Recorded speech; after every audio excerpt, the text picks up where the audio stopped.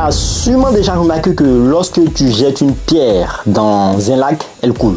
Alors que les bateaux et les buées de sauvetage restent à la surface. Mais pourquoi certains objets coulent alors que d'autres flottent? C'est dû à un principe de la mécanique des fluides. Et reste jusqu'à la fin, on t'explique ça en 60 secondes. Alors, ce principe vient du mec qui a créé une fois dans sa baignoire Eureka. Oui, le principe d'Archimède.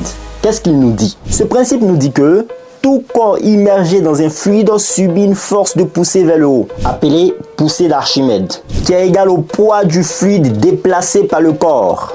Bon, on prend un exemple, tu vas comprendre.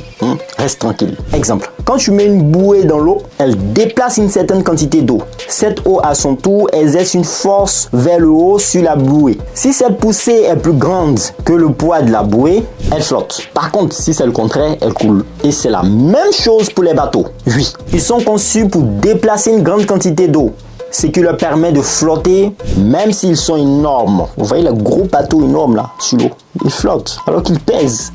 C'est dû au principe de Archimède.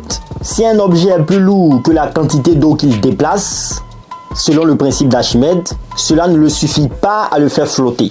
Donc il coule. C'est l'exemple de la pierre par exemple. En gros, l'équilibre entre la poussée du fluide et le poids de l'objet détermine si l'objet flotte ou pas. Ça y est, t'as retenu quelque chose? Au revoir.